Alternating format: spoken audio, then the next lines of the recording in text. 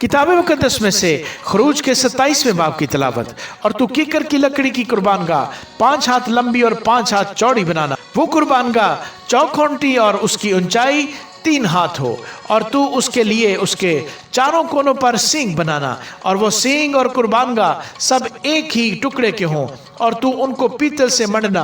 और तू उसकी राख उठाने के लिए देगे और बेलचे और कटोरे और सीखें और अंगीठियां बनाना, उसके सब ज़रूफ पीतल के बनाना। और उसके लिए पीतल की जाली की झंझरी बनाना, और उस जाली के चारों कोनों पर पीतल के 4 कड़े लगाना। और उस झंझरी को कुर्बानगाह की चारों तरफ के किनारे के नीचे इस तरह लगाना कि वो ऊंचाई में कुर्बानगाह की आधी दूर तक पहुंचे। और तू कुर्बानगाह के लिए कीकर की लकड़ी की चौबें बनाकर उनको पीतल से मढ़ना, और तू उन चौबों को कड़ों में पहना देना कि जब कभी कुर्बानगाह उठाई जाए वो चौबें उसकी दोनों तरफ रहें। तख्तों से वो कुर्बानगाह बनाना, और वो खोखली हो, वो उसे ऐसी ही बनाए जैसी तुझे पहाड़ पर दिखाई गई है। फिर तू मस्कन के लिए सहन बनाना। उस सहन की जनूबी सिमत के लिए बारीक बटे हुए कतान के पर्दे हों, जो मिलाकर 100 हाथ लंबे हों।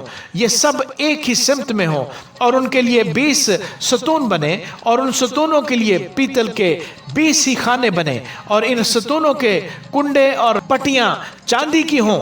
इसी तरह शुमाली सिमत के लिए पर्दे सब मिलाकर लंबाई में 100 हाथ हों, उनके लिए भी 20 ही सतून, और सतूनों के लिए 20 ही पीतल के खाने बने, और सतूनों के कुंडे और पटियां चांदी की हों। और सहन की मगरबी सिमत की चौड़ाई में 50 हाथ के पर्दे हों, उनके लिए 10 सतून, और सतूनों के लिए 10 ही खाने बने। और मशरिकी समत में सहन हो, और सहन के दरवाजे के एक पहलू के लिए 15 हाथ के पर्दे हों, जिनके लिए 3 सतून, और सतूनों के लिए 3 ही खाने बने। और दूसरे पहलू के लिए भी 15 हाथ के पर्दे और 3 सतून और 3 ही खाने बने। और सहन के दरवाजे के लिए 20 हाथ का एक पर्दा हो, जो आसमानी, अरगवानी और सुर्ख रंग के कपड़ों और बारीक बटे हुए कतान का बना हुआ हो, और उस पर बेल बूटे कड़े हों।